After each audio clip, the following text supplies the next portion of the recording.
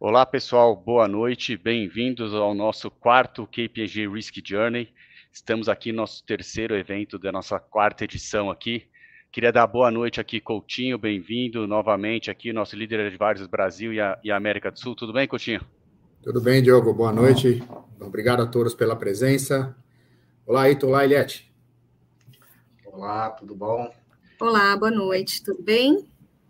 Temos aqui também boa noite, Eliette. Eliette, como a gente teve nos outros eventos anteriores, 2 dias, Eliette ajudando a gente aqui na coordenação, especialista em governança, mas hoje ela tem outro especialista aqui para ter um debate bem legal, que é o Ito aqui, né? Eu nem sei como que eu apresento o Ito, mas eu vou deixar para daqui a pouquinho também. Acho que a maioria aqui já conhece ele.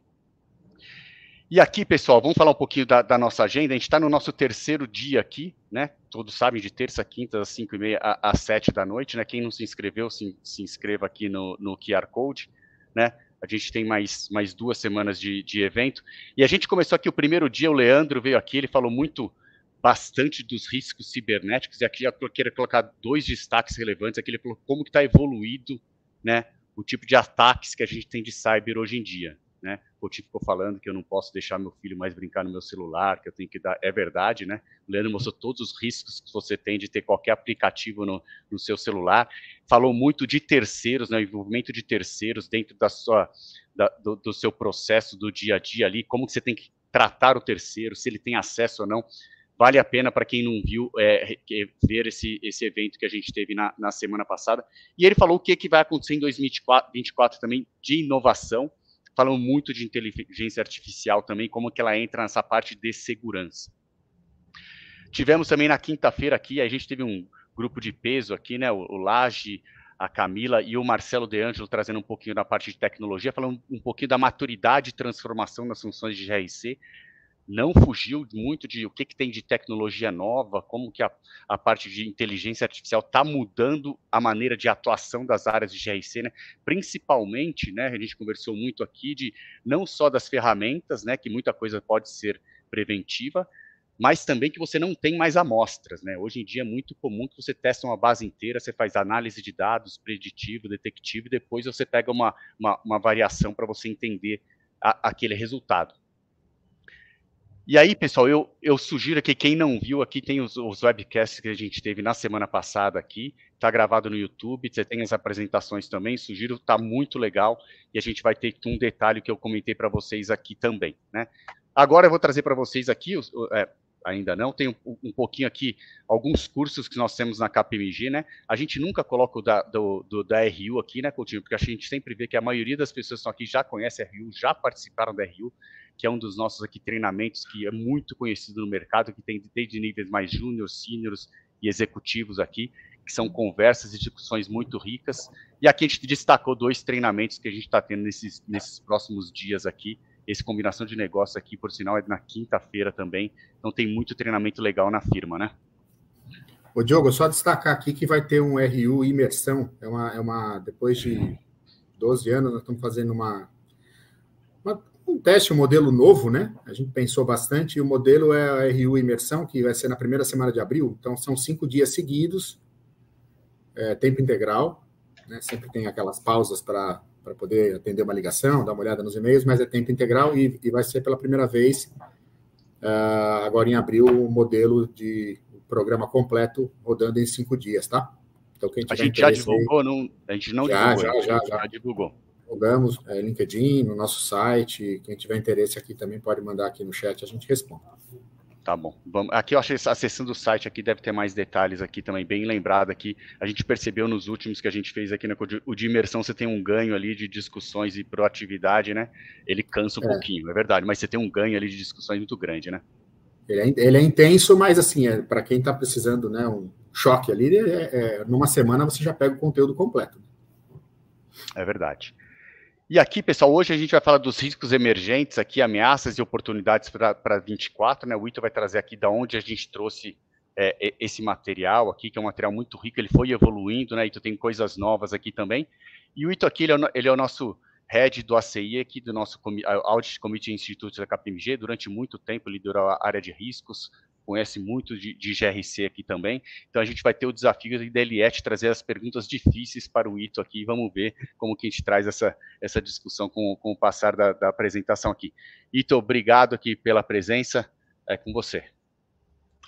Obrigado, Diogo. Obrigado, Coutinho, também, Eliette, grande satisfação novamente estar aqui e falar sobre esse tema, né, que é a questão de gerenciamento de riscos, que é tão importante dentro da nossa atividade, acho que de todas as atividades profissionais, né, é uma preocupação de todos, tanto dentro da empresa como fora da empresa também, né, hoje já é uma preocupação até de stakeholders de uma forma geral.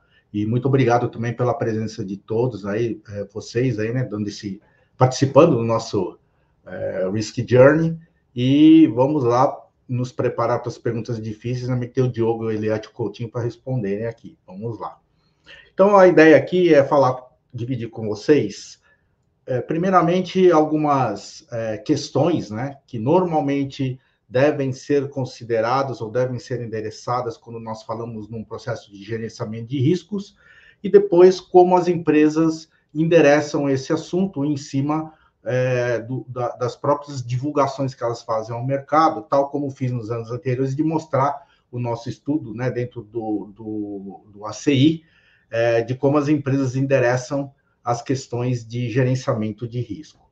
Então, primeiramente, né, como eu disse, falar um pouco de tendências em Enterprise Risk Management, né, na questão de gerenciamento de risco, e a primeira delas é a grande preocupação de uma reavaliação contínua da probabilidade de ocorrência.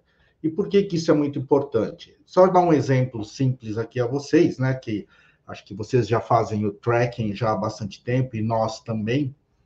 Se nós pegarmos aí a publicação do World Economic Forum, que eles fazem anualmente e lançam no início do ano, né, intitulado Global Risk Report, se nós formos pegar aí 3 publicações, a primeira de 2007, depois comparando com a de 2021, e agora comparando com essa que saiu em janeiro de 2024, o que nós vemos como uma tendência? Uma tendência que em 2007, os temas, né, os 8 principais temas de riscos considerados no World Economic Forum para discussão em Davos, vocês veem que nenhum deles aí eram em cor verde, que era a questão ambiental, né? Todos eles, né, relacionados a questões econômicas, sociais, e a questão tecnológica e geopolítica.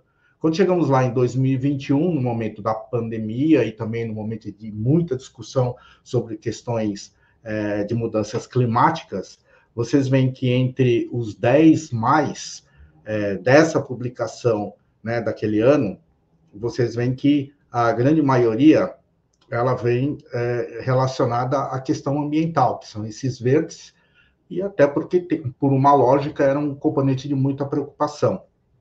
E agora nós vemos a de 2024. Agora, 2024, ele tem uma separação entre principais riscos de curto prazo, ou seja, até 2 anos, e os principais riscos de longo prazo, que são de 2 a 10 anos. Então, eu peguei somente o de 2 anos, e vocês veem o quê? Que há um maior equilíbrio sobre o tema ambiental, mas há as preocupações, né? Ele somam-se outras preocupações relacionadas às questões geopolíticas, as questões sociais e econômicas, e obviamente ela está relacionada aos efeitos da pós-pandemia, e a questão tecnológica, que o próprio Diogo colocou, a própria discussão de preocupações com as questões tecnológicas, seja no aspecto de inovação, seja no aspecto de risco. Então, eu acho que o grande ponto que se deve avaliar aqui é que há sempre, e isso todos nós sabemos quando falamos em gerenciamento de riscos, que a probabilidade de ocorrência ela vai se alterando à medida que riscos ficam mais latentes ou há uma situação de maior preocupação com o risco ou na sua própria ocorrência em si. Então, por isso que não é que em 2024 não há mais uma preocupação com a questão ambiental. Lógico, ela existe, mas existem também outros riscos que, numa questão de curto prazo, eles passam a ter uma questão mais imediata. Então, onde eu quero chegar? Então, falando sobre a questão de probabilidade de ocorrência, é sempre importante analisar o momento, né, de como se deve considerar o endereçamento desse risco. Por quê? Porque hoje a grande influência no gerenciamento de risco está totalmente relacionada a todos os stakeholders. O gerenciamento de risco não é mais, como foi no passado, algo corporativo somente, ou seja, dentro da empresa. Ele tem uma preocupação, seja dos próprios acionistas, mas dos demais stakeholders também. E há uma influência muito grande na própria empresa. Então, o ponto é, eu, dentro da minha empresa, na hora que eu avalio o risco, eu tenho que avaliar se, nesse momento mais imediato, eu tenho que me preocupar ou focar mais no risco de mudanças climáticas, ou seja, que é isso que está na mesa do conselho, na mesa do comitê de auditoria ou da própria gestão. Por quê? Porque ele é mais imediato, ele tem efeito na própria operação no dia a dia. Pode ser que o risco do meio ambiente seja mais de longo prazo para algumas empresas e outros de curto prazo, seja a questão de escassez de água, a questão de energia, a questão ambiental de uma forma geral, e depois a questão do risco do ESG, que para alguns, novamente, pode ser imediato, para alguns pode ser de longo prazo, e para alguns, talvez ele tenha a mudança climática e o meio ambiente como mais imediato do que o risco ESG em si. Porque sempre temos que lembrar que essas três siglas estão falando não somente de meio ambiente, mas estão falando de questões sociais e de governança corporativa. Então, eu não posso falar de ESG se eu não considerar as três letras de forma holística e atuando em conjunto. E muitas dessas empresas, dependendo da situação, já tem um risco regulatório relacionado a esse assunto. Então, acho que o grande ponto aqui, né, para fechar, é que quando nós falamos do item de probabilidade de ocorrência, a reavaliação é contínua para ver onde eu me preocupo em focar a minha preocupação ou o meu próprio endereçamento em si. Que talvez aqui, no meu desenho, o risco ESG apareça mais lá embaixo, mas talvez não, talvez ele seja mais imediato e seja o primeiro ali. Então, esse é o ponto. Outro item que é muito importante quando a gente fala de gerenciamento de riscos é como nós endereçamos os riscos recorrentes, ou seja, não podemos esquecer deles, mas também não podemos deixar de sempre identificar riscos emergentes e como colocá-los na matriz de riscos. Então, vamos ver um exemplo aqui de riscos recorrentes. Risco de fraude. O risco de fraude, ele nunca vai mudar nas empresas, porque a fraude, infelizmente, sempre vai existir e sempre será necessário controles internos para preveni-las ou detectá-las e depois ações em cima da fraude já ocorrida. Um grande exemplo que nós temos aqui, como a questão também de risco de fraude, ele não é só corporativo, mas ele também é institucional. Acho que todos vocês conhecem também o Transparency International. Ele faz também anualmente a sua publicação sobre o grau de corrupção de cada país. E do lado esquerdo, sempre lembrando que quanto maior a corrupção daquele país, mais vermelho quanto menor, mais amarelo O Brasil ele é classificado na posição 104 de 180 países.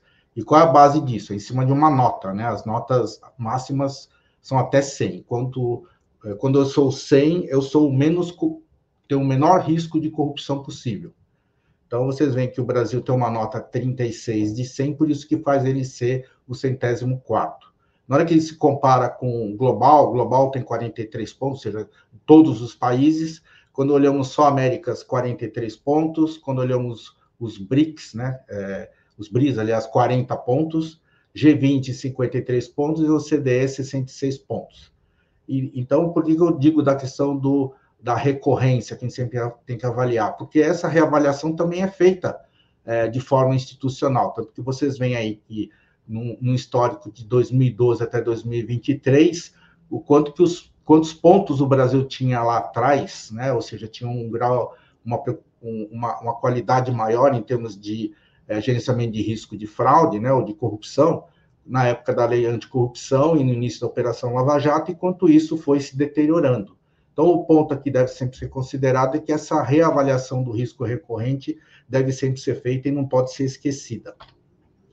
E o outro componente é o risco que nós chamamos dos riscos emergentes. Por que eu estou colocando aqui a publicação do Eurasia, né? Ele também faz isso anualmente, mas o Eurasia ele faz os top risks geopolíticos no início do ano, e no acompanhamento que fazemos já há bastante tempo, o que é interessante, se vocês pegarem lá o top risks de 5, 6 anos atrás, vocês sempre iriam ver que a questão do risco geopolítico estava ligado a um país, ou a alguns países, ou a alguma região, ou a própria forma de política, né, de algum desses países.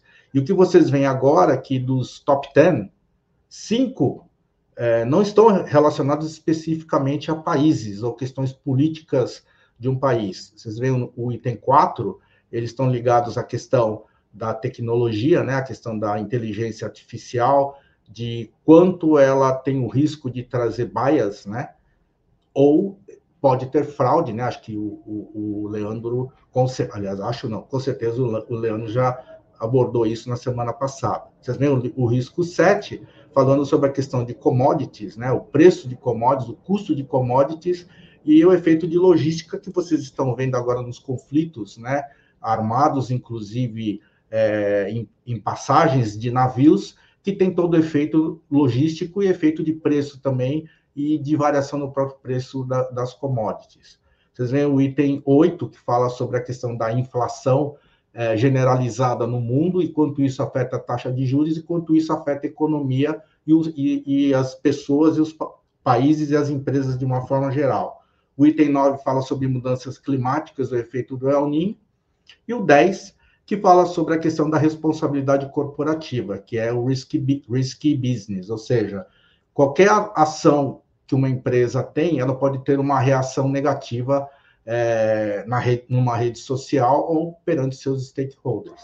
Então, vocês veem que hoje o risco geopolítico, algo que em alguns anos parecia algo distante da mesa do ERM, da matriz, né, da matriz de riscos, né, no ERM, ele está muito próximo hoje e deve ser muito considerado. E o terceiro componente que deve ser considerado na questão de riscos, isso hoje ele é avaliado de forma muito profunda, que são os riscos interconectados. É quando um risco efetivamente acontece, ele passa a ser gatilho para outros riscos afetando o próprio negócio de uma empresa. Então, vamos pegar um exemplo aqui: inovação e tecnologia e a questão do capital humano. Então, não quero entrar em detalhes, porque isso já se discute bastante. E, de novo, eu quero deixar claro que, para mim, é o futuro, é algo que é real e tem que ser desenvolvido, é empreendedorismo, que é a questão da inovação, a questão da tecnologia, o próprio uso da inteligência artificial, que vocês veem várias que são desenvolvidas aí, por exemplo, do lado direito. Só que o efeito, aí entra essa questão do risco interconectado, é o risco do capital humano, porque no começo do ano, né, o próprio Fundo Monetário Internacional ele fez um estudo bastante completo, né, bastante complexo, sobre o efeito da inteligência artificial nos empregos no mundo, dizendo que deve afetar 40% dos empregos no mundo brevemente, né? Brevemente, ou seja, não é longo prazo, não, é algo no curto e no médio prazo também. Então, o empreendedorismo e o sucesso da inovação e tecnologia vai gerar o quê? Um efeito sobre a questão do trabalho, né? Na questão dos empregos, né? De uma forma geral. E aí, quando a gente fala do risco de capital humano, em cima de uma situação como essa, hoje as empresas, todos vocês sabem, têm procurado os profissionais com perfis diferentes de conhecimento. Então, esse outro estudo do World Economic Forum, que saiu em maio de 2023, ele faz uma lista dos 20 skills que são mais procurados pelas empresas, né? Isso em cima de uma pesquisa global. E aí, mostrando só os 10 primeiros, vocês veem que a maior preocupação aí é sobre a questão de qualidade analítica, criatividade, resiliência, motivação, curiosidade. Então, vocês veem que algo que antes se discutia exclusivamente conhecimento técnico, controle de qualidade, que nem o item 10, a questão de habilidade física, que é o item verde que nem aparece aí, ele foi totalmente substituído por esse skill que está totalmente derivado, né, e tem toda a lógica em cima dessa transformação que existe em termos de tecnologia. Então, entrando sobre o risco interconectado, aí o que acaba acontecendo? É a questão do risco de capital humano e a responsabilidade corporativa. Por quê? Porque a partir do momento que você tem o desenvolvimento tecnológico, você precisa de capital humano com skill diferenciado, o que vai acontecer? Muitos empregos ou muitas atividades deixarão de existir. E deixando de existir essas atividades, esses empregos, muitas pessoas não terão empregabilidade, né? E a falta de empregabilidade vai trazer o quê? Uma pressão significativa às instituições, aos governos, e com certeza os governos e as instituições trarão às empresas a responsabilidade de o que fazer com essas pessoas que não têm empregabilidade. Então, ou seja, traz um risco conectado, né, dessa questão de mudança de perfil, de capital humano derivado da tecnologia, sobre a questão da responsabilidade das empresas sobre como desenvolver essas pessoas que não têm empregabilidade ou perfil para que se espera no futuro. Então, esse é um ponto muito importante de ser considerado quando nós falamos em gerenciamento de riscos. Só para também ilustrar, semana que vem nós vamos ter a mesa de debates 87, né, do nosso ACI Institute, e as discussões serão sobre os 2 documentos, né, que nós lançamos globalmente, mas adaptamos à realidade brasileira, que é a agenda do Conselho de Administração e a agenda do Comitê de Auditoria, e todas elas estão relacionadas a essas discussões que nós falamos anteriormente. Ou seja, o que eu quero colocar é que não deixa de estar todos esses assuntos que nós estamos discutindo na agenda do Conselho de Administração, como na agenda do Comitê de Auditoria também. Ou seja, isso não é uma preocupação, né, todos esses itens, né, que o Comitê de Riscos, não só para a gestão, mas a gestão juntamente com o próprio Comitê de Auditoria e o Conselho de Administração em conjunto. Por quê? Porque a pressão vem de fora, seja do acionista, seja dos demais stakeholders. Então, em cima disso, aí mostrar para vocês um pouco o que as empresas têm feito para endereçar os seus riscos, né, como ele faz o processo de gerenciamento de riscos. Então, muitos de vocês já conhecem, né, nosso estudo de riscos, né, estudo de gerenciamento de riscos. Nós fazemos lá no ACI, já é a 8ª edição, essa é de 2023, agora em 2024 nós devemos lançá-la agora em junho. E por que só em junho? Porque nós lemos os formulários de referência de 293 empresas abertas brasileiras, 100% delas do novo mercado, 100% delas do nível 1, 100% delas do nível 2, e as 50 maiores empresas por faturamento do básico.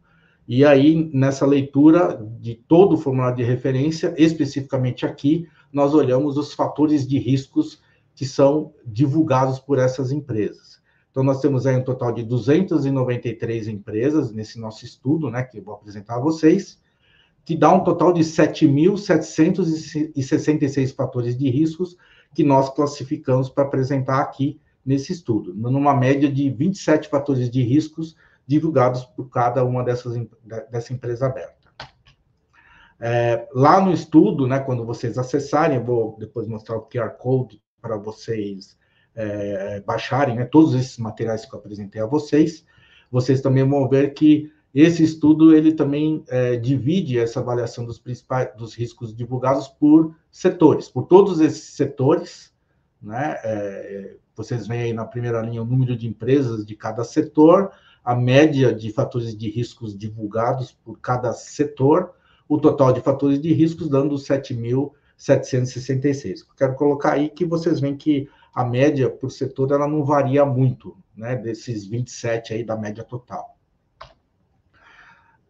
Uma informação muito importante, quando falamos em gerenciamento de risco, é que dessas empresas do nosso estudo, 82% informam que tem uma área específica de gerenciamento de riscos. Específica quer dizer, não é a tesouraria, não é o conselho de administração, não é a diretoria, de uma forma geral, não é o comitê de auditoria, não, é uma área específica de gerenciamento de risco que existe em 82% dessas empresas abertas. A má notícia é que 18% informa que não tem ainda, né? Que é estranho, né? Você divulga seus fatores de riscos e, ao mesmo tempo, diz que não tem uma área de gerenciamento de riscos. Mas desculpa, só voltando aqui, mas o importante é vocês verem que é um gráfico que mostra a preocupação com o assunto e como esse percentual de empresas que têm uma área de gerenciamento de risco tem crescido significativamente ano a ano, né?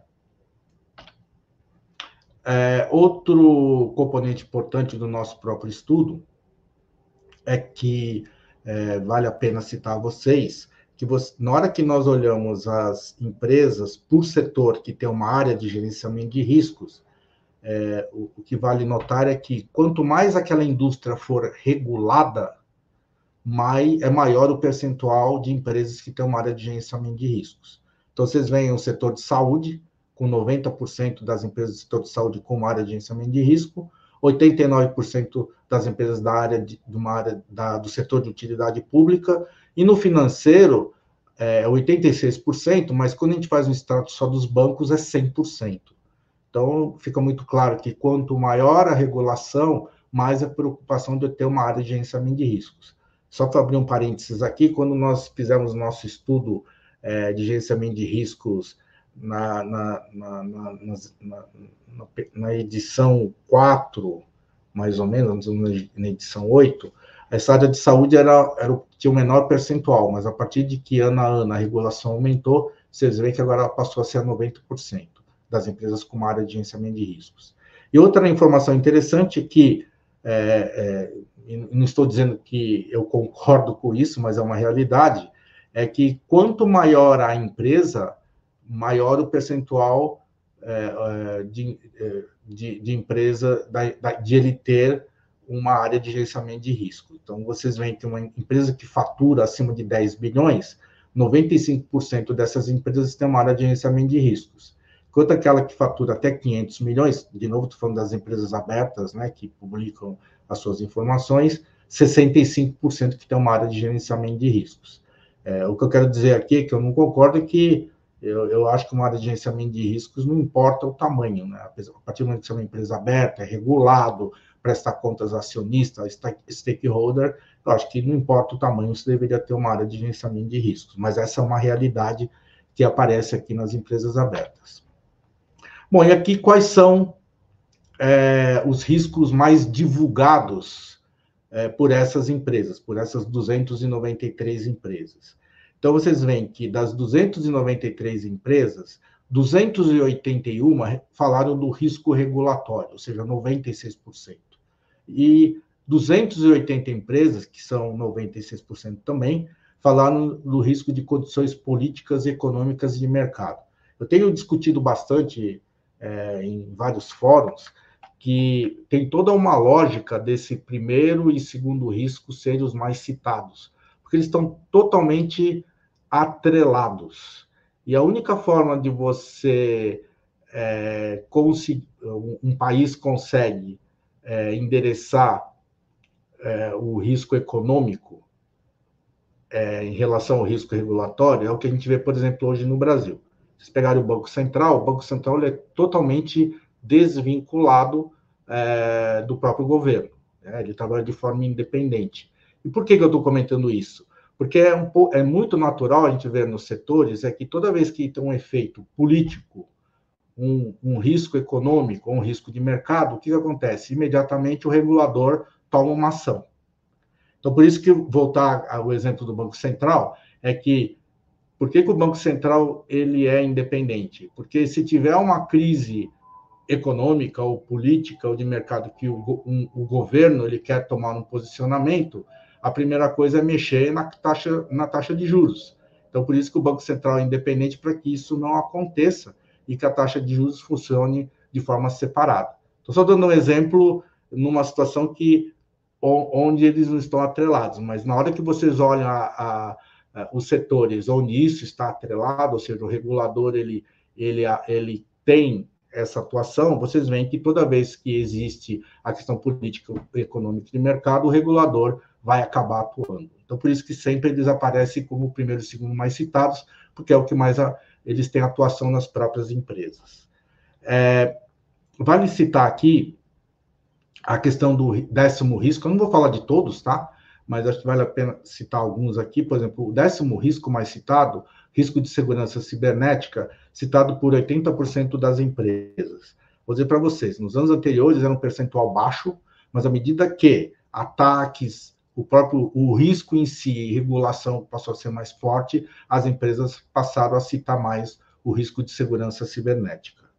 Aí, quando nós olhamos do 11º ao 25º risco mais citado, aí também tem algo interessante para mostrar para vocês. Então, por exemplo, 13º risco associado a capital humano, é algo que também não surgiu entre os 25 mais e agora já 73% das empresas o falam. O 14º, que é risco socioambiental, mesma coisa, hoje tem 72% das empresas divulgando esse risco. O risco 17, né, o 17º mais citado, risco de governança inefetiva, 68% das empresas citando esse tipo de risco. Vale a pena também citar o 20º, que é o risco associado à subsidiária controlada ou investida. Muito cuidado, porque hoje, aí volta a questão do risco conectado, porque hoje uma subsidiária, uma controlada ou investida que faça alguma coisa errada, ilegal, ou um risco que não foi adequadamente endereçado traz um prejuízo ou um problema a essa subsidiária controlada ou investida, acaba contaminando a controladora ou as próprias empresas do grupo. Então, por isso que o gerenciamento de risco ele tem que ser estendido, né, a elas também. Tá? O 21º risco também é algo que cresceu nos últimos anos, que é a questão do risco associado à marca e à reputação da companhia do setor. E vale também citar o 22º risco, que é o risco de conduta ilícita, como fraude, corrupção, suborno, informado por 63% das empresas, dizendo que ela pode ter esse risco. Tá? Eu vejo que alguns riscos citados aqui trazem preocupações, porque se eu estou citando esse risco é porque eu também não tenho nem confiança na minha estrutura algumas vezes. E isso é um risco, na verdade, isso é preocupante. Heitor, só para palpitar aqui nessa tabela aqui, me chamou a atenção de risco à marca, né? Porque a gente vai ter, inclusive, um dos webinars que a gente vai falar é da parte de trabalho escravo, relação com terceiros, e não tem muita regra. Na verdade, a regra, existe uma lei, mas a interpretação da lei ela é muito ampla, e o maior risco que você tem é o risco de imagem, né? Mas me chama muito a atenção que eu ainda acharia que isso estaria mais para cima, mas ele está acima da parte de suborno, que você entende ali a parte de compliance, fraude, né? Então, que essa parte de compliance, fraude, ela reduziu bastante dos últimos tempos, né? É verdade, você tem razão. O que eu vejo, Diogo, é que esse risco de compliance ele começou a ser distribuído mais entre os demais riscos, entendeu? Começou a ser mais especificado, que nem você falou, do capital humano, né, de eu não cumprir a questão de qualidade do trabalho, essa questão da própria fraude em si, essa questão da atitude dos gestores. Eu vejo que antes o compliance entrava de uma forma mais generalizada, agora as empresas estão procurando distribuí-las mais entre os riscos especificamente. É um bom ponto. Então, e aqui que eu comentei anteriormente, que bate com muito o que eu falei daqueles exemplos, para vocês verem como alguns riscos que eram menos citados pelas empresas há alguns anos passaram a ser percentualmente, com um percentual bastante alto, informado, né, ou divulgado pelas empresas, de ter esse fator de risco. Então, vocês veem, por exemplo, o risco socioambiental, ele era informado em 2017 por 32% das empresas, né? E hoje é 72%. O risco de capital humano, 34% em 2017, hoje por 73% das empresas. O risco de tecnologia da informação, ele lá 33%, hoje 72%. Governança inefetiva só começou a ser informado em 2020, nem aparecia entre os 25 mais, agora é 68%. E segurança cibernética nem aparecia, ele era muito Aí, Diogo, em linha com o que você acabou de falar, ele estava muito escondido em tecnologia da informação. Agora as empresas estão abrindo especificamente para falar de cybersecurity. Então, esse é o contrário. Aquele que era do compliance, que era fechado e abriu, agora do cybersecurity ele estava meio embutido em alguns itens. Hoje as empresas deixam bem claro que é o risco de segurança cibernética. E aí vocês veem que 80% das empresas falando disso, porque faz todo sentido, tá?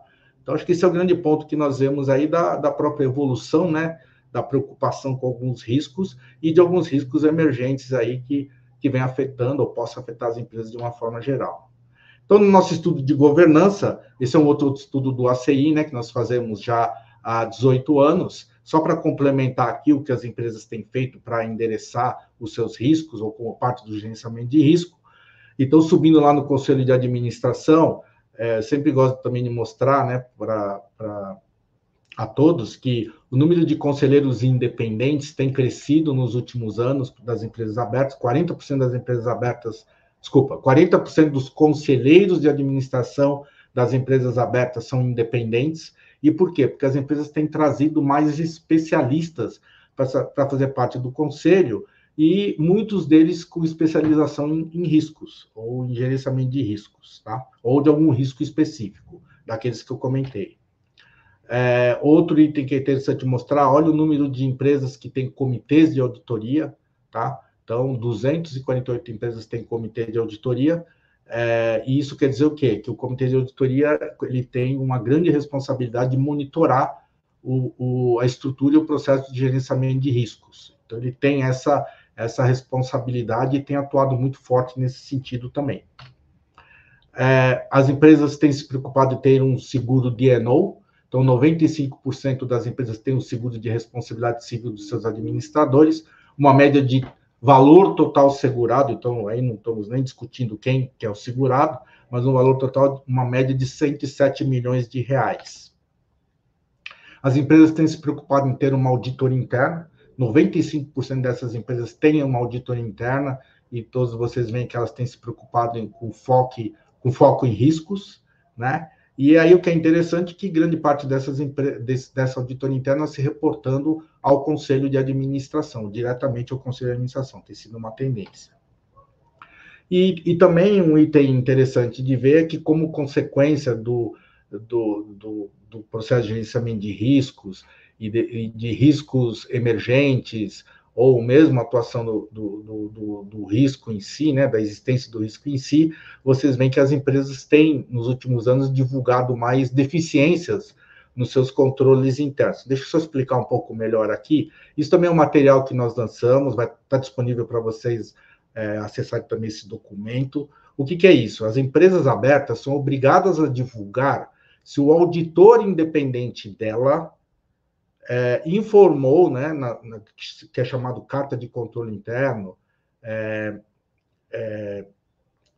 ou carta de gerência, se a empresa teve, ou se foi identificado na empresa uma deficiência significativa nos seus controles internos, né, como parte do trabalho da auditoria independente.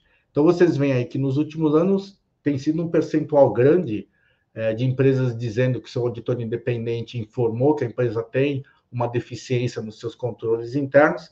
2023 são 37% dessas empresas, ou seja, 99 empresas fazendo essa divulgação. Esse material é esse que vocês estão vendo em cima, é um estudo que nós fizemos, chama Controles Internos e as Deficiências Reportadas pelas Empresas Abertas Brasileiras. E o que é interessante aqui mostrar para vocês, que normalmente os problemas de controles internos acabam sendo em cima de questões de práticas de governança, de compliance ou de gerenciamento de riscos também, sejam qualidade de pessoas, o sistema de TI, o sistema contábil, as políticas e os processos inadequadas, relatórios financeiros inadequados, cultura corporativa que não funciona, metas financeiras muito agressivas, premissas contábeis inadequadas, um apetite ao risco que não é divulgado adequadamente dentro da empresa e aí não se segue, né, o apetite ao risco que o dono quer e o Conselho de Administração deveria criar diretrizes, a própria atuação do Comitê de Auditoria, do Conselho de Administração, do Conselho Fiscal, ou a própria atuação dos acionistas, né? Acho que vocês, a maioria, conhecem esse cubo do COSO, né, do Internal Control Framework do COSO, que ele está tendo toda uma renovação, mas esse, de forma clássica, eu só achei interessante mostrar para vocês que o original, lá da década de 80, ele já fazia um rating, né? Todos que já trabalharam com SOX vão lembrar disso, que ele dizia o seguinte, que existem 5 formas de avaliação do ambiente de controle. Existe o inadequado, que, ou seja, que é uma porcaria, o informal, que fala que tem, mas não evidencia, o inefetivo, ou seja, o controle existe, mas não serve para nada. Tem aquele no formato de compliance, ou seja, o controle existe e funciona, e o controle que existe, funciona e é utilizado para otimizar o próprio negócio, né? Então, o que nós vemos é que, das vezes lá que as empresas mostraram deficiência de controles internos, muitas das vezes a raiz do problema é eu não ter um controle interno adequado para endereçar ou para mitigar esse risco. Então, acho que isso é um item muito importante na hora que se discute controle interno, como é a qualidade do controle interno na hora de a gente fazer a avaliação de risco, né, numa matriz de risco, se ele efetivamente é mitigado.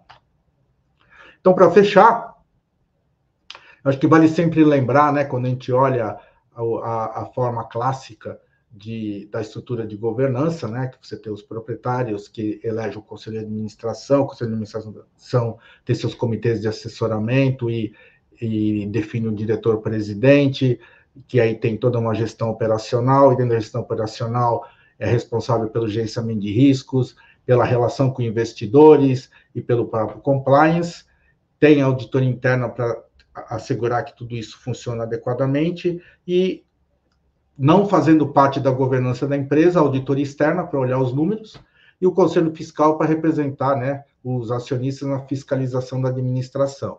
Então, é sempre bom lembrar que o próprio IIA mostra muito bem que existem 3 linhas, né, que antigamente chamava linha de defesa, mas hoje são 3 linhas dentro do gerenciamento de risco, sendo que a primeira linha é a linha da gestão, ou seja, ela que tem que gerenciar o risco. A segunda linha é aquela que monitora, facilita, treina, dá suporte, que é a área de gerenciamento de riscos, ou é o compliance, que é para assegurar que a primeira linha funcione adequadamente, e a terceira linha que testa, que é a auditoria interna. Então, esse que todos vocês conhecem, e o que nós sempre discutimos no próprio ACI Institute, né, nosso Instituto de Governança, que o Conselho de Administração, quando a gente fala de gerenciamento de riscos, é o responsável por definir o apetite ao risco e assegurar que ele seja cumprido. O Comitê de Auditoria monitorar o processo de gerenciamento de risco e a sua própria estrutura para assegurar que ela funcione corretamente. E uma tendência que nós estamos vendo hoje nas empresas é que os demais comitês de suporte ao Conselho estão sendo responsáveis por monitorar alguns riscos específicos para ajudar o Conselho de Administração nesse aspecto. Então, por exemplo, existe um comitê de tecnologia em algumas empresas que olha as questões de inovação, de segurança cibernética, a questão de inteligência artificial. E tem empresas que têm um comitê de capital humano que olha as questões relacionadas a riscos de capital humano. Comitês de sustentabilidade que olha as questões de mudanças climáticas ou de sustentabilidade em si. Então, isso tem sido também uma tendência de lembrar que existem as 3 linhas, mas também existem as demais responsabilidades dali para cima, onde que se chega o próprio processo de prestar contas, tanto para o proprietário como aos stakeholders de uma forma geral, tá? Então, termino aqui minha apresentação e deixando aqui um tempo, conforme combinamos aqui, para as perguntas aí, Diogo, Eliette, Coutinho. Muito obrigado. A Eliette está aí olhando as perguntas. Deixa eu só fazer uma pergunta aqui, considerando, pode ser meio básica aqui, né? Mas considerando as mudanças que a gente tem hoje de atuação e de conteúdos que existe, que um comitê e conselho tem que entender, né? Como que você vê o conhecimento do conselho sobre todos esses riscos que a gente está falando, conselhos e comitês, e como que é a atuação da área de GRC, né? Quem tem que puxar o assunto? A área de GRC leva, o comitê que tem que puxar. Como que funciona essa dinâmica? Tá. O Diogo, eu acho que assim, eu posso responder a sua pergunta de forma extensiva ao próprio conselho de administração também, né? Porque hoje o grande dilema que existe para o conselho de administração, ou mesmo para o comitê de auditoria, é o seguinte: então eu preciso ter um especialista em SG, um especialista em segurança cibernética, um especialista em capital humano, um especialista em risco geopolítico, em financeiro, e aí esquece que precisa de um especialista em contábil e demonstração financeiras também, né? Então, esse é o grande dilema hoje do próprio conselho de administração e do próprio comitê de auditoria. Então, por isso que o que as empresas estão fazendo? Procuram ter, dentro da figura do conselheiro independente, esse especialista, onde é possível, e onde eu não consigo ter o especialista dentro do conselho ou dentro do comitê, eu contrato advisor. Então, muitas empresas têm um advisor especialista para participar das discussões no momento que for necessário para discutir aquele assunto. E aí, o outro item que eu comentei, o Conselho de Administração tem distribuído aos outros comitês a responsabilidade de monitorar alguns riscos que a gestão está gerenciando, né, para depois trazer para o próprio Conselho de Administração. Eu acho que isso aí é um grande desafio, viu, Diogo, em cima da sua pergunta, porque o Conselho de Administração, se ele não endereçar nesse formato, ele só vai descobrir que aconteceu alguma coisa só lá depois, só depois que vier a notícia ruim. Essa é a verdade, né? Oi, Ito, e até fazendo uma conexão aqui com a pergunta do Diogo, né? Eu acho que seria interessante. Você trouxe até no último slide aqui a questão da integração, na verdade, né? Ou interações entre comitê de auditoria, conselho de administração, outros comitês e a própria área de GRC, né? Uhum. E em um dos slides você mostra, por exemplo, que grande parte das companhias, elas tem dentro da sua estrutura de governança o comitê de auditoria, até por ser também um órgão ali regulado, né, que muitas companhias precisam ter por questões de regulação, mas a gente vê o comitê de riscos também crescendo a cada ano, né? Então, assim, se você pudesse falar um pouquinho como que você vê isso na prática, de fato, né? As companhias buscando, além de ter o comitê de auditoria, o comitê de riscos, até para apoiar, talvez, com um nível de detalhe mais profundo, né, em determinados temas, e como que ocorre na prática essa interação ali com o comitê de auditoria, que também tem as suas responsabilidades na questão de gestão de riscos, né? O comitê de riscos, ele começou por conta regulatória por questão regulatória de bancos. Os bancos começaram a ser obrigados pelas regras regulatórias a ter um comitê de riscos. E o que eu vejo, aí é um ponto de vista meu, é que como que quando tem os dois, para não ter sobreposição, é que o comitê de riscos, normalmente, ele dá o suporte ao conselho de administração nas decisões estratégicas financeiras. Então, por exemplo, a questão de derivativos, né, hedge, a questão de tipo de limite de crédito, na questão de inadimplência, ou seja, ele é muito... Eu estou fazendo isso num banco, né?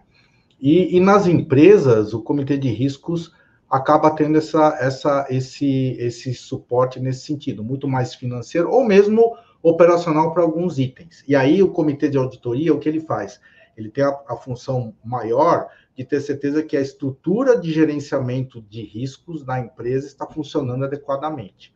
Então, o comitê de riscos, ele ajuda o conselho de administração nas deliberações que ele tem que ter, ou no monitorar se o apetite ao risco está sendo seguido pela gestão, e o comitê de auditoria para ter certeza que o processo, a estrutura de gerenciamento de risco está funcionando. Estou dando a minha opinião, né? Não é que necessariamente todo mundo atua dessa forma, mas quando se procurou montar os dois comitês para que não houvesse uma sobreposição, sempre foi nesse sentido. Não, perfeito, Ito. E aí fica mais evidente que, na verdade, é o que você falou, da preocupação da sobreposição, né? Mas se tiver claro ali os papéis, responsabilidades, até onde vai a atuação de um, como que eles interagem, né? Eu acho que isso que é o ponto focal, né? Nessas estruturas. Desculpa, e existe aí um item que eu acho que é o maior erro que um conselho de administração comete, e comete algumas vezes, é terceirizar esse tema. Falar, eu já terceirizei esse assunto para o comitê de auditoria, por conta de riscos, o problema não é mais meu. Isso é um dos maiores erros que o conselho de administração acaba cometendo, porque ele só descobre depois o que aconteceu. Então, o que as empresas têm feito para mitigar esse risco? Eles acabam incluindo membros do conselho de administração ou esses especialistas que eu comentei nesses comitês para fazerem interação com o conselho de administração. Claro, faz total sentido. Ito, nós temos algumas perguntas aqui, né, que nós recebemos do público, e eu queria fazer algumas delas para você, né? Tem uma que a gente recebeu do Fábio, que é o seguinte, né? Naquele estudo que você demonstra quais são os principais riscos, né, que aparecem no formulário de referência, ficou claro que muitos riscos estão direto ou indiretamente relacionados a questões políticas e governamentais, né? Então, a pergunta aqui dele é como que as empresas elas têm tratado essas questões, né, diretamente com as áreas, né, de relações governamentais ou relações institucionais, né? Então, também como trazer esses outros agentes da governança, essas outras áreas, né, para a discussão efetiva desses riscos, né? É importante também lembrar que, além do político, tem o econômico, né? Risco político e econômico. Então, o ponto toda vez que você tem um risco externo, você não tem como endereçar. Essa é a verdade. Porque você não tem o poder em cima dele, né? Não tem o poder de decisão em cima dele. Então, quando você tem um risco externo, o que você sempre faz, a única forma que você tem como endereçar é monitorar. E monitorar é o quê? Você está sabendo o que está acontecendo, ou seja, se você ficar sabendo que uma lei ou uma decisão aconteceu pelo diário oficial ou pela mídia, então você tem um problema, né? E aí o que acaba acontecendo é que muitas empresas, o que elas fazem? Elas têm formas de monitoramento, seja por advisor, seja por escritórios de advocacia, seja por especialistas financeiros, especialistas políticos, econômicos, ou seja, para que você, se houver começa a ter uma discussão regulatória setorial, onde você atua, que você já sabe que está começando esse processo, para você saber se é o momento de você endereçar ou não endereçar esse assunto dentro da sua matriz de riscos, né? Então, esse é o caminho que você tem que ter, essa é a realidade. Por isso que o risco geopolítico é esse que acaba acontecendo. Você tem que monitorar o que está acontecendo, ter as melhores informações dentro do seu negócio para ver como você vai se adaptando às circunstâncias, né? E aqui, eu acho que você me permite adicionar um ponto, é a relação, né, que os executivos têm, e dá para se ver que as empresas estão mais preocupadas hoje com políticas e processos bem claros de quem tem relação com o governo, para que tipo de reunião, né, com objetivo definido. Então, acho que essa é uma outra preocupação também nessa questão da relação governamental, né? É verdade. Tem o pêndulo, né, Coutinho, de isso não se transformar numa fraude, né, ou num litígio para a empresa. É verdade, você tem razão. E outra, tem que se ter uma preparação, né? Assim como tem que ter uma preparação de qual executivo vai falar com a imprensa, também uma preparação de qual executivo vai negociar com o governo, porque é uma negociação totalmente diferente, né? Não estamos aqui fazendo juízo de valor se é melhor ou pior, mas ela é diferente, né? Lógico, tá certo. Claramente é diferente. Você falou de novo do risco geopolítico, Ito. Minha leitura de bordo hoje, quando eu estava vindo para o Rio, era um relatório do America's Market Intelligence. E eles pegam, um dos indicadores que eles pegam é exatamente esse que você mostrou da transparência. E aí eles pegam todos os países da América Latina. Dá para imaginar que a Venezuela seja o pior deles, ranqueado aqui, né? Eu abri o relatório aqui, está com uma nota negativa. E o país com a melhor nota é Guiana. E é engraçado porque a Guiana está sofrendo os ataques lá, né? Parece que acalmou um pouco, né? Mas da Venezuela. Mas nos indicadores todos que eles medem, é o país que tem a melhor nota, né? E para não deixar ninguém curioso aqui, o Brasil está mais ou menos na metade aqui do ranking, né? mas estamos atrás de Costa Rica, Guatemala, Colômbia, Peru, Chile, etc. Então, esse é um dos itens importantes nesse risco geopolítico. E é bom a gente saber isso, né?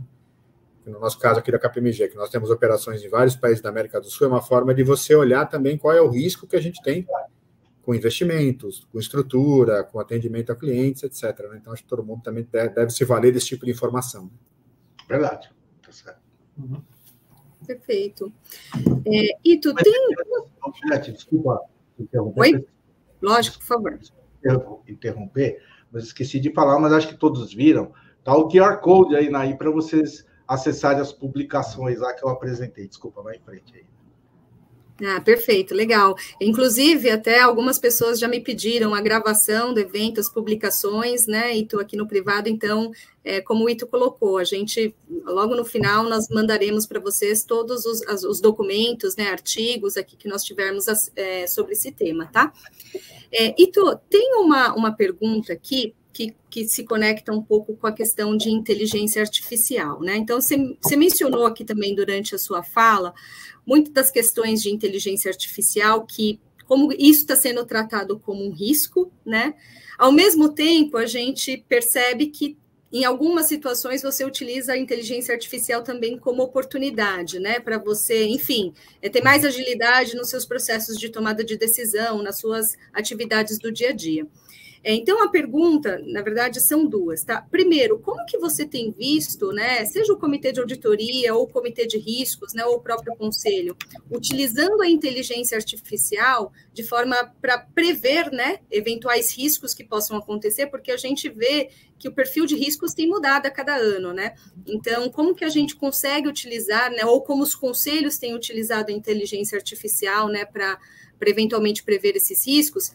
E aí eu vou amarrar essa pergunta com uma questão aqui que a Daniela levantou, que dentro desse cenário, né, de gestão de riscos, de gerenciamento de riscos, né, como que você tem visto a discussão de uma eventual gestão de riscos do que eles chamam de smart contracts, né, que são formas de você utilizar contratos, né, que a depender ali das situações, das cláusulas, como elas são atingidas ou não, né, por meio de inteligência artificial, você consegue dar sequência ali nas outras cláusulas contratuais. Então, se você puder falar um pouquinho sobre esses dois temas.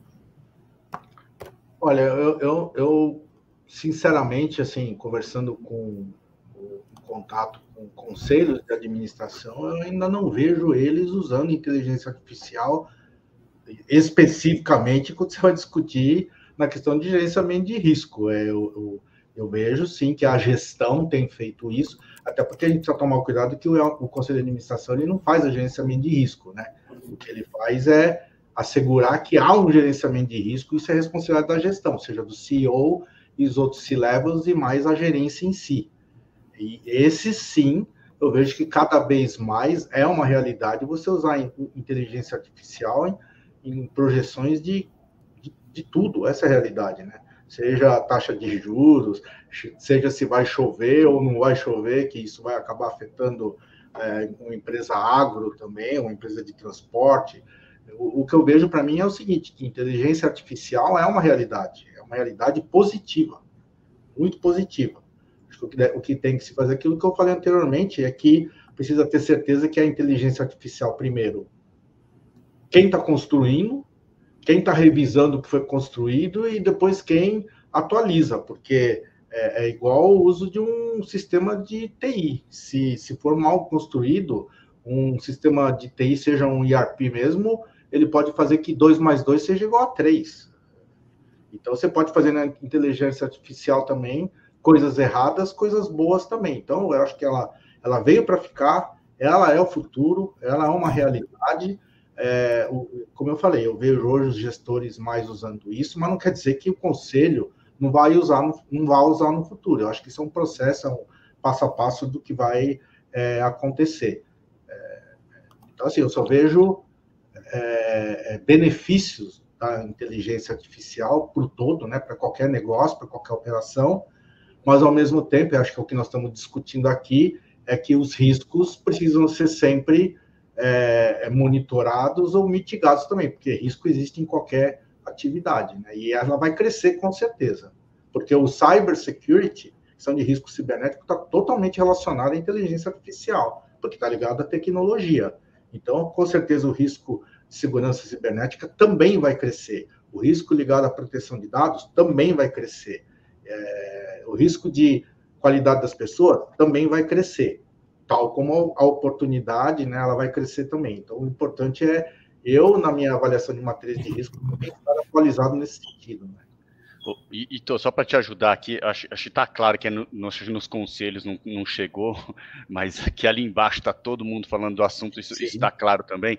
E só vou aproveitar que nosso último dia, no dia 7 de março, o Santana está aqui, que é o nosso líder de Lighthouse, que cuida de inteligência artificial, e ele vai falar especialmente de inteligência artificial, e o tema do momento é, além do que tudo que pode fazer, é governança e ética também de inteligência artificial, que está sendo discutido no mundo inteiro, né? O Santana vai trazer um pouquinho disso, vai trazer a parte de segurança também, vai trazer a parte de riscos também, vai lembrar todo o processo de change, de aprovações que tem que ter no sistema também. E eu lembro até que acho que um dos primeiros Risk Journeys que a gente fez, o Leandro veio aqui e falou, os robôs também têm que ter segregação de função, né? A gente, não era? A gente falou, pô, mas por que o robô? Porque esse robô ele puder fazer tudo, né? Tem uma tendência que ele possa fazer uma coisa que ele não deveria. Então, esse tema a gente vai trazer com mais detalhes no dia 7 aqui com o Santana, tá? Diogo, desculpa, só para somar o que você está falando, hoje se discute o código de ética e conduta de um robô, da inteligência artificial, que é diferente de uma pessoa, porque o ponto é até que limite eu posso colocar o que um robô pode fazer, o que uma inteligência artificial pode fazer. Então, você vai ter um código de ética específico. Não, mas também, Diogo, só para não parecer aqui para todos, né? E também, na hora que eu for lá no ACI semana que vem, eu não ser apedrejado, não estou dizendo que o Conselho de Administração não se preocupa com o tema inteligência artificial, se preocupa muito. Eu vejo hoje que toda discussão de planejamento estratégico, ele inclui tecnologia, inovação, e está incluindo cada vez mais inteligência artificial, né? O que eu quero dizer é que ele ainda não está usando isso no seu dia a dia, mas na agenda dele é uma das prioridades, tá? Acho que a pergunta aqui, acho que foi a Daniela que fez a pergunta, né? Acho que é muito boa, porque no momento como a gente está vivendo agora, né? Ela falou dos smart contracts, mas inteligência artificial como um todo, se ressalta muito os benefícios, né? Pelo que eu entendi dela, a proposta é também se perguntar quais são os riscos, né? São tecnologias emergentes, você fala, pô, eu vou fazer um contrato, um smart contract utilizando blockchain. Todo mundo fala, é mais rápido, é mais barato, tem um certo grau de segurança, né? Mas quais são os riscos? Né? O It citou um aqui, né? O risco de ser codificado errado, por exemplo. Então, não me parece tem nada errado, pelo contrário, acho que está muito certo que na hora que você está falando de uso de novas tecnologias, que também se abordem a questão de quais são os riscos. Aliás, quando se fala dos benefícios de uma nova tecnologia, que também, ao mesmo tempo, se aborde quais são os riscos, né? Natural, assim como qualquer outra coisa. Né? O coach concorda. Como qualquer Perdão, então. Não, só ia colocar, assim como quando você constrói desenvolve um novo produto, né, uma nova linha de serviço, existem riscos também, né? Então a questão é realmente você trabalhar na governança, nos processos, nos controles sobre aquela oportunidade, né? Desculpa aí, Tony. Não, eu queria dizer, concordo plenamente com o que vocês estão dizendo, porque empreendedorismo é necessário no negócio. Empreendedorismo é oportunidade. Acho que quando a gente fala de risco, não é que o risco é para tirar a oportunidade, é para que eu poder, né, aproveitar ao máximo a oportunidade, né? Você está colocando que ele também. Então é assim, não é que risco é para evitar, né, uma oportunidade, não, é para que ela possa ir em frente, né? A gente já fala isso desde 2000. É por aí. Aquele desenho ali que a gente fala o seguinte, né, que para que servem os freios do carro, né? Os freios do carro não servem para você parar. Os freios do carro servem para você ir mais rápido. Porque quanto melhor o freio, mais você pode correr. Essa é a verdade. Isso aí. É oportunidade, né? Exato, né? Acho que a gente fala isso desde lá, os 2000 lá, né? Desde 2000. Eu queria aproveitar um gancho aqui, Eliette, Claro. Esse assunto do capital humano, eu acho que está tomando uma proporção bem significativa, né? Como as empresas estão todas trabalhando aí na chamada transição digital, né? Isso gera uma ansiedade, fica evidente que muitos dos colaboradores eles precisam ser preparados para esse momento, né? E cada um de nós aqui, a gente precisa estar preparado para se preparar para o futuro, porque preparado completamente ninguém vai estar, né? Mas a gente tem que estar com esse movimento acontecendo, e é fato que muitos colaboradores não estão, né? Então, você acha que essa pesquisa, ela retrata este momento das organizações, onde a transformação digital está ganhando muito peso e se tem essa dúvida, né, sobre...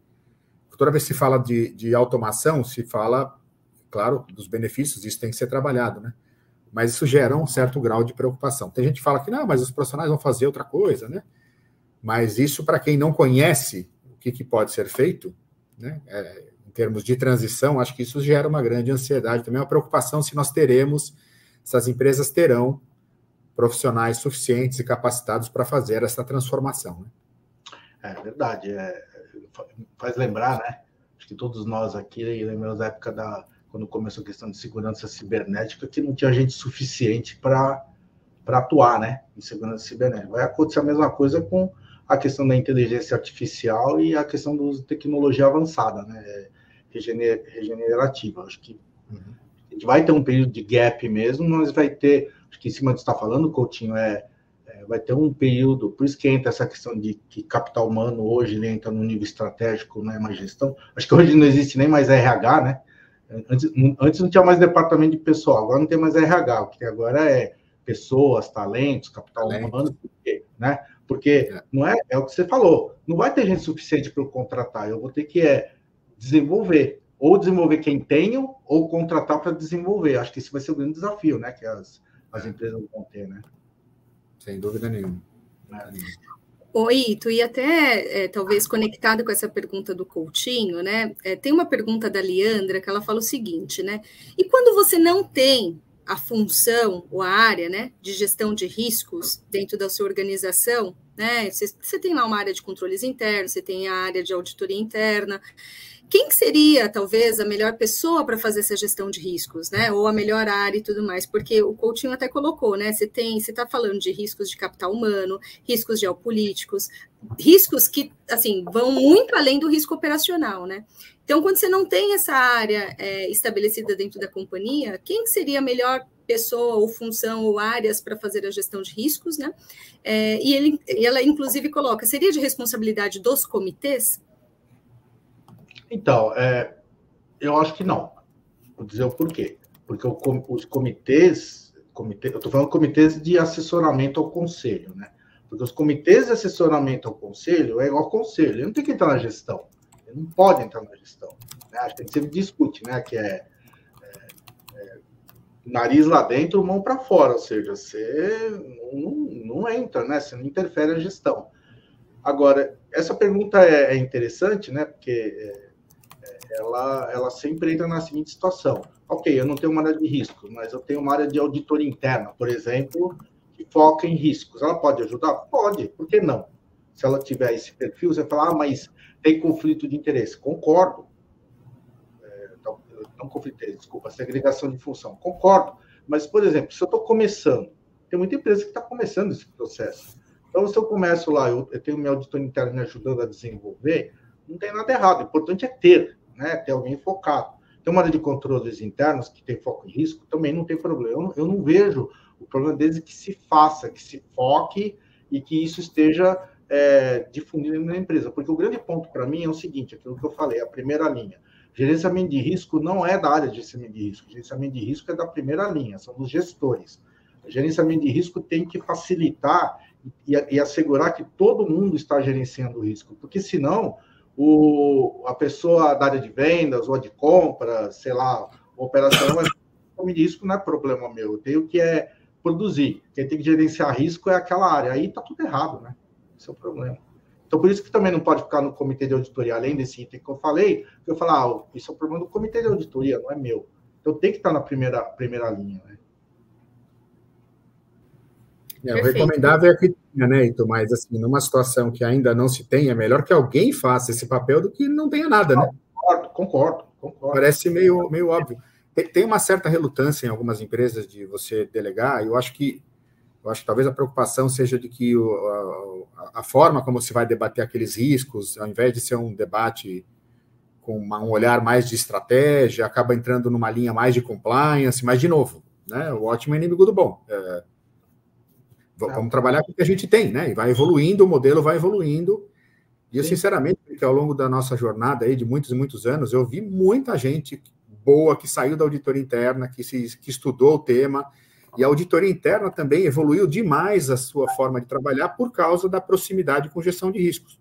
Né? Verdade. Eu acho que esse é um benefício de todos dentro da organização, do GRC como um todo. Né? É difícil uma auditoria interna hoje não trabalhar com foco em risco. Muito difícil. A transformação que ela teve. Né? É isso aí.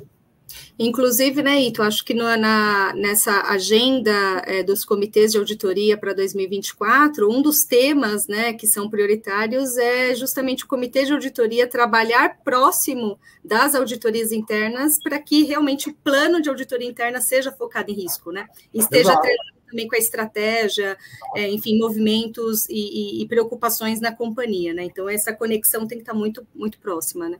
É isso aí.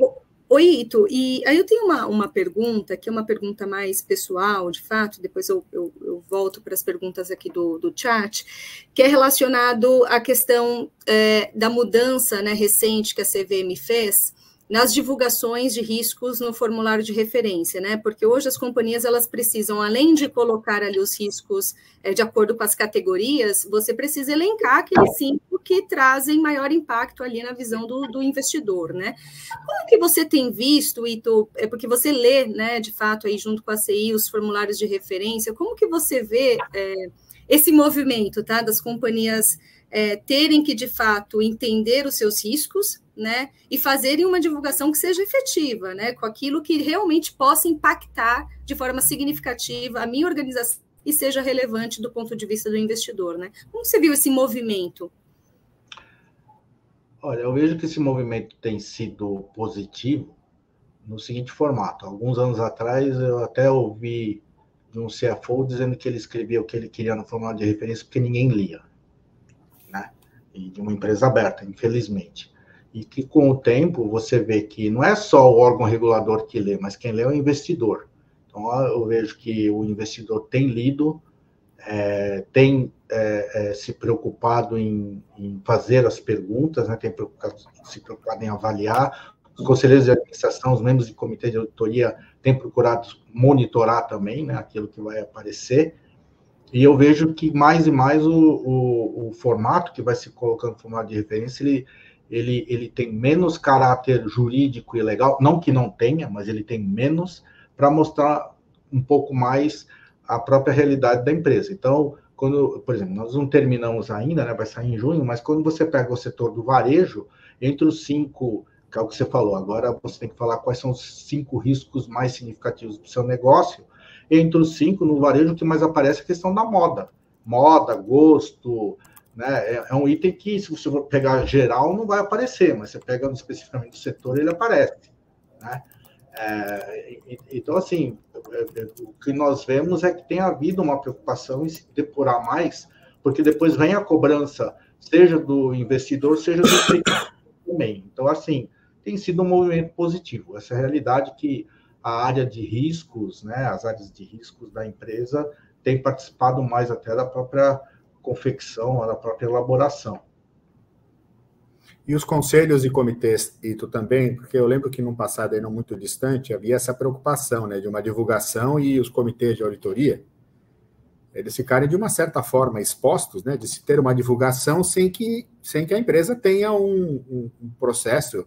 Você falou de não ter a área, mas não necessariamente a área, mas de se ter os riscos efetivamente sendo gerenciados, né? Porque se eu faço uma divulgação que o meu negócio tem um determinado fator de risco, eu deveria ter algum tipo de processo para olhar se aquele risco está adequadamente gerenciado na minha organização ou não, né? Sim. Não, é verdade, Coutinho. E até eu vejo que essa responsabilidade do comitê de auditoria e do próprio conselho vai aumentando mais ainda, porque agora com essa responsabilidade do relatório de sustentabilidade, né, que passa a ser obrigatório, você imagina, você começa a ter inconsistência entre o que se escreve no relatório de sustentabilidade, com o formulário de referência, em relação à demonstração financeira, que tem aquele monte de nota explicativa, você vai começar a ter problemas com todos, não é só com o regulador do mercado de capitais, mas é o regulador, né, das questões climáticas, a questão ambiental. Então, sim, concordo com você. Nas empresas onde o comitê de auditoria e o conselho de administração não atuarem nesse processo de revisão e de olhar a consistência, que tem diminuído bastante as empresas onde o comitê de auditoria e o conselho não atua, é um risco enorme. É mais um risco aí para considerar. Mais um risco. Novamente, entra a questão de governança, processos, controles, né? Porque garantir consistência, né, entre as diversas informações é um fator extremamente crítico, né?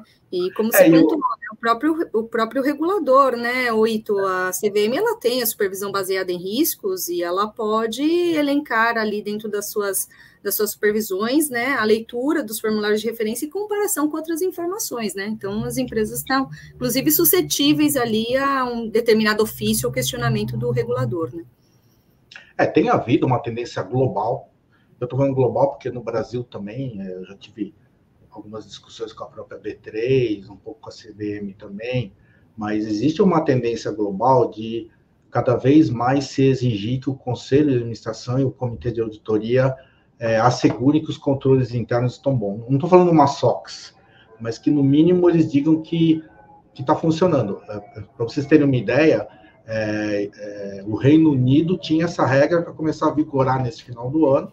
Houve uma pressão enorme, porque teria custos, uma série de fatores que eles deixaram, foi postergado. Mas uma matéria, é um tema de discussão. A B3 começou a discutir de fazer isso também, de que o Conselho dissesse que a qualidade dos controles internos funciona. Hoje, no formulário de referência, as empresas têm que escrever lá que o processo, os controles internos do processo contábil funcionam bem. Então, o ponto já pode ser usado contra você também, se você diz que é isso, e isso não efetivamente funciona, né? Então, eu vejo uma tendência aí de uma maior pressão nesse sentido aí para os próximos anos do regulador, mas não é só por causa do regulador, por causa da preocupação dos acionistas também, né? Stakeholder também.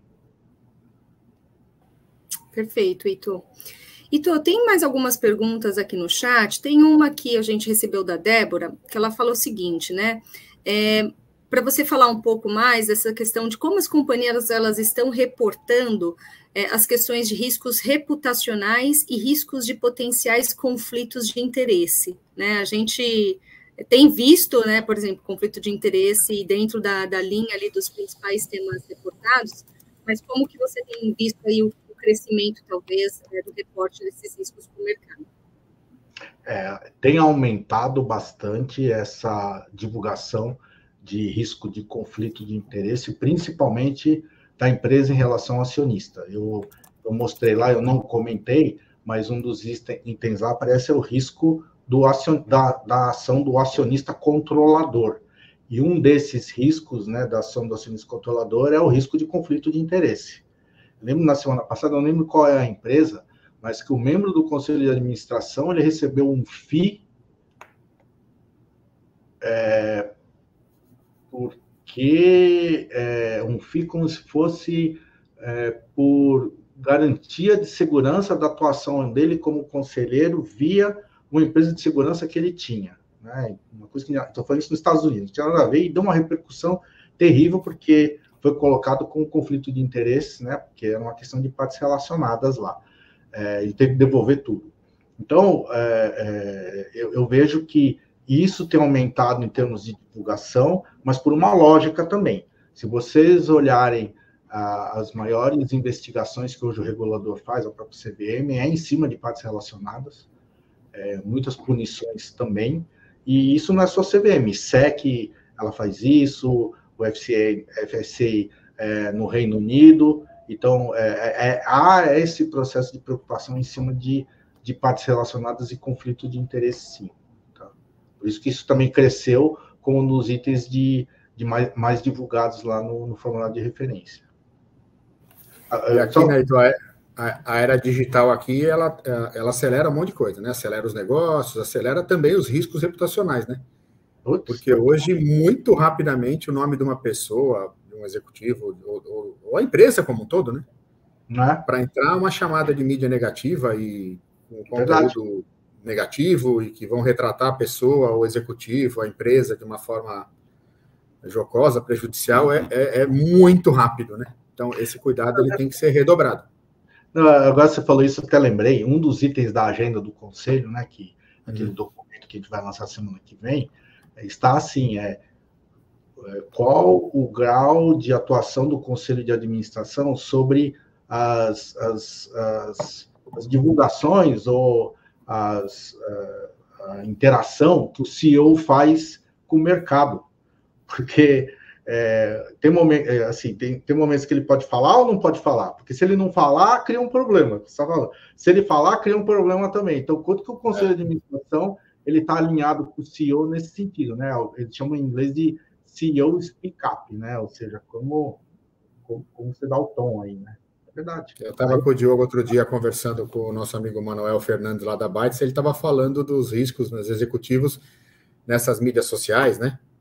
E qualquer uma delas, mas assim, tem aquelas mais ágeis, né? Ele até falou, né, Diogo, pô, se qualquer coisa que envolva um pet, ou envolve uma criança, ou envolve um idoso que tem algum tipo de vínculo com a marca, isso é muito, muito perigoso, né? Tomar cuidado absurdo, assim. E ele deixou bem claro que não tem aquela parte profissional e pessoal não na rede social, né? Você é você, o pessoal e profissional, o impacto é direto. É verdade. O Ito é o Ito da KPMG. Né? Ninguém nem lembra o sobrenome dele. Todo mundo acha que ele chama Ito. Só minha mãe. Se chama de Sidney, tem um problema, né? Não, legal. Então, eu tenho, assim, tem outras perguntas aqui, mas eu vou fazer só a última aqui, mais por questões do tempo, mas que eu achei que é interessante, que foi feita pelo Lucas, que é o seguinte, né? Que ele coloca, né, que ele vê muito investimento em risco, né? Mas que considerando a realidade, que tanto pelo apetite como pela ausência da possibilidade de eliminação desses riscos, podem se concretizar. Então, considerando esse fato, como que você vê, na verdade, a separação do processo quando você fala de gestão de riscos com gestão de crise, emergências, né? Como que isso é trabalhado pelas organizações, né? E como que isso também é tratado, né, de formas distintas? Isso é bem interessante, essa pergunta. Vou dizer o porquê, tá? Aquele percentual que eu mostrei de crescimento de gerenciamento das empresas que tem gerenciamento de riscos, ela veio muito rápido, né? Cresceu muito rápido durante e pós a pandemia. Por quê? Porque todo mundo vai concordar com isso, né? E nós mesmos aqui, né, Coutinho, Diogo, Eliette, no momento da pandemia, todas as empresas que não tinham uma área de gerenciamento de risco, no mínimo, criaram uma área de gerenciamento de crise. No mínimo. E todo dia. E o conselho junto, o comitê de diretoria junto e a própria diretoria junto com os gestores, né? Então, o que acontece? Muitas dessas empresas pós-pandemia transformaram a sua área, a sua atividade de gerenciamento de crise em gerenciamento de riscos, tá? Então, foi bem interessante porque foi o contrário. Porque o que eu quero dizer? Eu quero dizer o seguinte, que normalmente você cria a área de gerenciamento de riscos para você não ter uma crise, óbvio, né? Isso aí é mitigação de risco. Só que um dos itens do gerenciamento de risco é você também ter um componente de gerenciamento de crise, porque se ela acontecer, o que eu vou fazer? É que no caso da pandemia, pela necessidade, ele acabou indo ao contrário. Mas, assim, respondendo à pergunta, gerenciamento de crise é um dos itens do gerenciamento de risco. Eu não tenho como fazer gerenciamento de riscos sem ter como um dos seus componentes gerenciamento de crise também. Está preparado para ele. E para complementar o que a gente teve de pedidos de propostas e ajuda aqui para gestão de crises durante a pandemia, eu acho que era o mais pedido aqui, né? E pós-pandemia, com simulações, o que não era comum aqui, a gente pensar no passado, né, pré-pandemia não tinha, eles querem com simulações para ver realmente a atuação de cada um, papel, responsabilidade, e não o que era mais comum só de tecnologia. Então são coisas além de tecnologia também que o pessoal está querendo fazer uma avaliação. É verdade, Diogo. E lembrando, né, que o pós-pandemia se instituiu ou acelerou o trabalho virtual, ou seja, os controles internos mudaram, porque não estão só na empresa, está fora.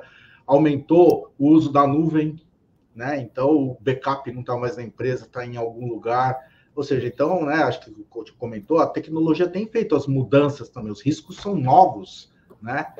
São diferentes e as crises são diferentes também, né? Então você tem que também estar sempre, como parte do gerenciamento de risco, você também testar sempre o seu gerenciamento de crise, porque a crise vai mudando também, né? É isso aí. Isso aí. Eliette, você vai encerrar. Posso só fazer um comentário antes? Porque eu queria destacar aqui a importância desse material que o Ito apresentou. E por que eu acho que ele é importante, né? Eu acho que, além de gerar insights e permite que você faça uma comparação com o que está acontecendo no mercado, né? E pode ser por setor, pode ser por tamanho da empresa, eu acho que também ajuda você a elaborar o teu plano de trabalho, mas uma recomendação que eu gosto de dar aqui, Ito, é que os gestores de riscos, eles olhem para esses fatores que são divulgados e verifiquem se esses fatores realmente não deveriam estar sendo gerenciados na sua organização, né? Qual é a situação da empresa. E eu acho que para quem é de conselho e comitê de auditoria, uma boa dica é pedir para o gestor de riscos fazer uma comparação entre este cenário que você apresentou com o mapa de risco da empresa dele, né? É verdade. Então, aí acho que a gente, para elevar, que é claro que a leitura ela já é muito, muito produtiva, muito boa, mas acho que quando se faz esse exercício, se extrai um valor ainda maior, né, do estudo que foi feito. Não, concordo, estou de acordo. Fez uma boa propaganda aqui. Bom ponto. Você transformou o material do Ito também no checklist inicial para ver se está faltando alguma coisa. Excelente. Vocês têm meu contato, fique à vontade também de conversar. Ito, obrigado pela apresentação aqui. Já passamos 2 minutos aqui. Obrigado, acho que foi muito bom o Coutinho que falou. A gente vai mandar esse material para todos aqui, né? Vou mandar o seu contato também, quem a gente quiser conversar mais sobre o material, a gente está disponível aqui. Eliette, obrigado novamente aqui pela ajuda, apresentação. Coutinho, obrigado novamente pela presença aqui, contribuição. Agradecer a todos que ficaram aqui até esse horário aqui agora, oficialmente noite, né? Pessoal, obrigado. Aproveitem a noite, nos vemos na quinta-feira, às 5h30. Abraço, tchau, tchau. Obrigada, pessoal. Até mais.